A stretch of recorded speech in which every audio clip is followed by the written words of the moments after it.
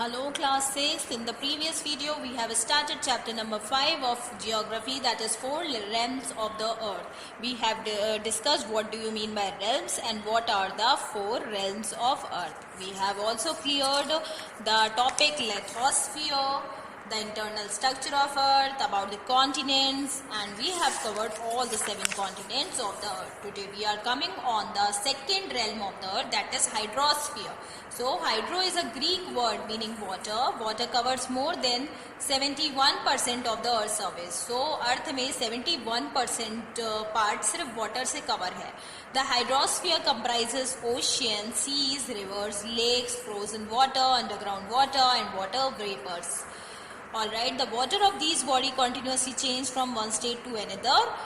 Okay, so here is a diagram where water cycle is shown, where that the sun heats the water in the water bodies, causing waters to evaporate and rise up. On reaching cooler heights, water vapor condenses to form droplets of water which combine to form, as you know, कहीं कहीं हमको glaciers दिखते हैं, कहीं कहीं हमको hot stream water दिखता है, कहीं कहीं हमें कोल्ड वाटर स्ट्रीम दिखते हैं. तो it is all the forms of water. Alright, so this is the 3 stage of water, solid, liquid and gas through water cycle. जैसे यहाँ पर एक नदी दे रखी है या लेक समझ लीजिए, यहाँ पे सन से पानी इवेपोरेट हो रहा है जो कि कंडेंसेशन इवेपोरेशन होकर एक बादल में कन्वर्ट हो रहा है. वो कंडेंसेशन होकर जब वो पूरा भर जाता है तो वो बारिश के फॉर्म में प्रेसिपिटेशन होता है. मतलब वो और जो बच जाती है वो वाटर ट्रांसपोर्ट आगे जाके ग्लेशियर्स पे हो जाता है, जिससे बर्फ़ गिरती है. तो ये पूरा जो है,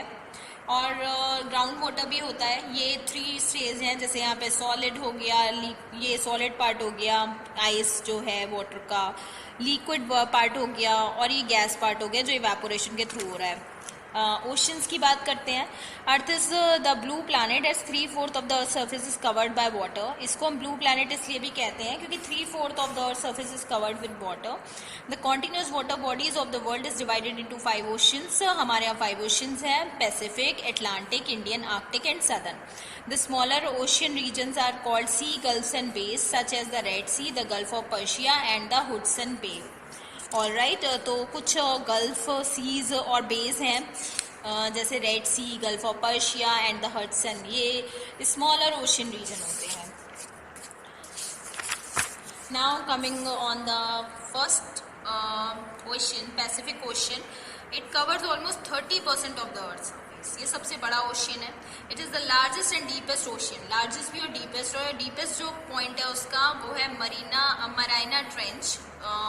There are thousands of islands in the Pacific Ocean. The Pacific Ocean is bounded by Asia, Australia, north में America and south America in the east. Alright, तो ये almost 30% of the earth surface ये cover करती है. Next one is Atlantic ocean. It is the second largest ocean. It got its name from the island name Atlantis. Atlantis एक island है, उसके नाम से इसका नाम पड़ा है.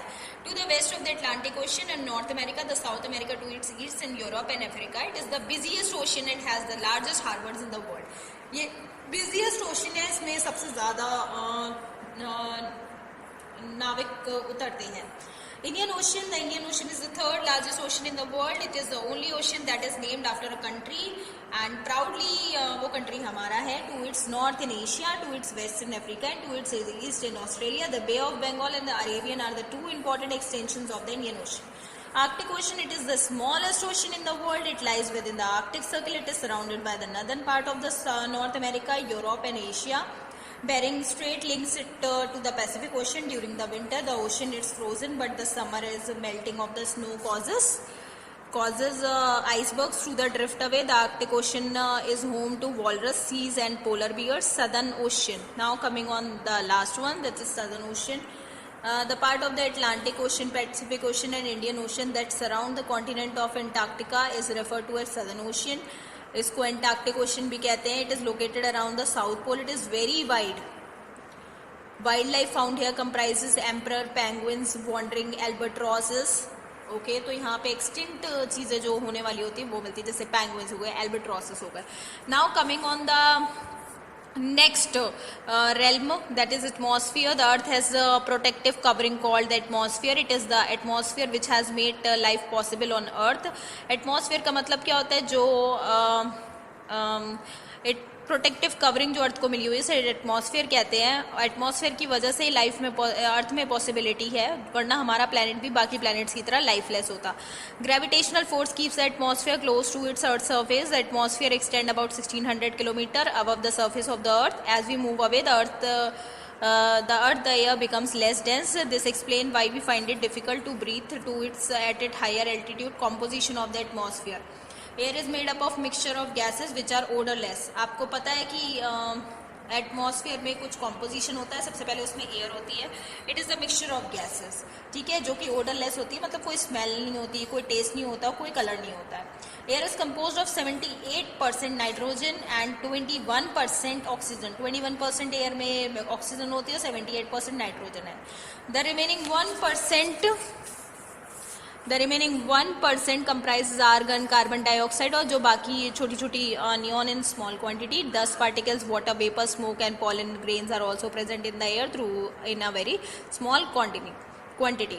Above 800 kilometre hydrogen and helium are the main gases present है। 800 किलोमीटर यहाँ से ऊपर जाओगे तो हाइड्रोजन एंड हीलियम आपको मिलेगी। Alright, so this is the composition of the अर्थ।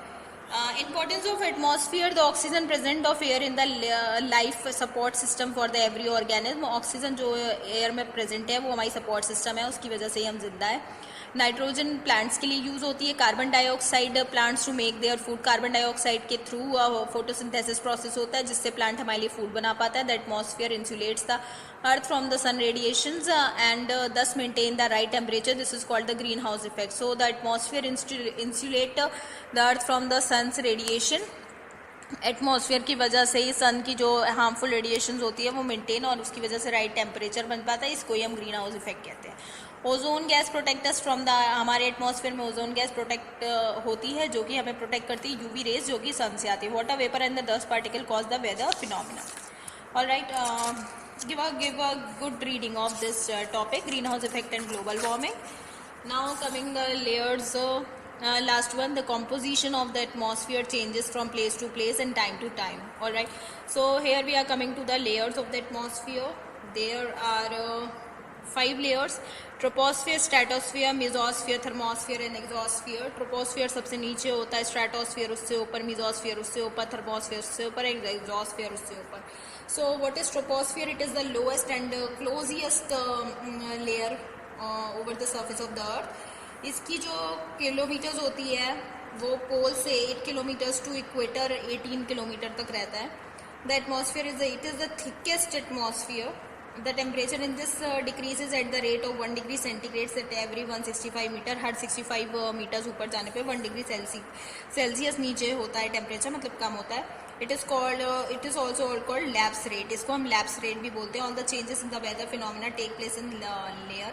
सारे जितने भी वेदर चेंजेस होते हैं वो इसी लेयर में हमको दिखाई पड़ते हैं। That is troposphere. It is the upper boundary of tropopause is the upper boundary of this layer. Aeroplanes fly in this zone. Troposphere की सबसे ऊपर वाली जो लेयर होती है उसे हम ट्रोपोपॉस कहते हैं। उसके ऊपर स्ट्रेटोस्फियर और ट्रोपोपॉस में ही हमारे एरोप्लेन, एयरक्राफ्ट वगैरह चलते हैं। नेक्स्ट वन इज उसके ट्रोपोस्फियर के ऊपर आता है stratosphere. Stratosphere it extend up to 50 kilometre. ये ट्रोपोस्फियर से ऊपर शुरू होता है, 50 किलोमीटर तक ऊपर रहता है। ओजोन लेयर इसी में ही रहता है, इसके अपर लेयर में रहता है। ओजोन लेयर का तो आपको यूज़ पता ही है कि हमें हार्मफुल अल्ट्रावायलेट रेस से बचाता है। और एक थिन लेयर होती है जो कि स्ट्रेटोस्फियर और मीजोस्फियर को स्ट्रेटोस्पॉज जो होता है वो स्ट्रेटोस्फोर और मीजोस्फोर्स को अलग अलग करता है। मीजोस्फियर उससे ऊपर वाली लेयर होती है जो कि 50 किलोमीटर से 80 किलोमीटर तक की अबव द ग्राउंड चलती है। It is the coldest region. ये सबसे मीजोस्फियर सबसे ठंडा रीजन में देती है। यहाँ पे टेम्परेचर -100 डिग्री तक रहता है। ओके, मीटरॉइड्स जो होते हैं जो आप लोग देखते हो शूटिंग स्टार्स वगैरह, ये यहाँ पे जाके बर्न हो जाते हैं। अब मीजोस्फियर के ऊपर थर्मोस्फियर होता है। It lies above the mesosphere and below the exosphere. It is heat. It terms at thermos means heat. The temperature is very high in the, यहाँ पर टेम्परेचर सबसे कम होता है तो यहाँ पर सबसे ज़्यादा हाई होता है। The ionosphere is the lowest part of the thermosphere, thermosphere का सबसे लोएस्ट पार्ट जो होता है वो आयनोस्फीयर होता है। The transmission of radio and television waves take place in the, जो थर्मोस्फीयर है यहीं पे ही टेलीविजन और रेडियो वेव्स चलती हैं, आर्टिफिशियल सैटेलाइट भी यहीं पे मूव करती है। This phenomena of aurora borealis northern lights वगैरह जो होती है वो यहीं पर आएगी। Exosphere, the fifth and the last layer is called exosphere, सबसे ऊपर exosphere, it is the outermost layer of the earth atmosphere. This layer is transitional zone between the outer space and the earth atmosphere. This layer extend up to 10,000 kilometre above earth. The temperature in this layer can exceed 4,000 degree centigrade and increases with altitudes. The gravity is virtually absent, इस तरफ कोई भी gravity नहीं होती और यहाँ पे बहुत थिन एयर होती है। आई होप स्टूडेंट्स आपको लेयर ऑफ एटमॉस्फेयर समझ में आ गया। लास्ट होता है बायोस्फीयर।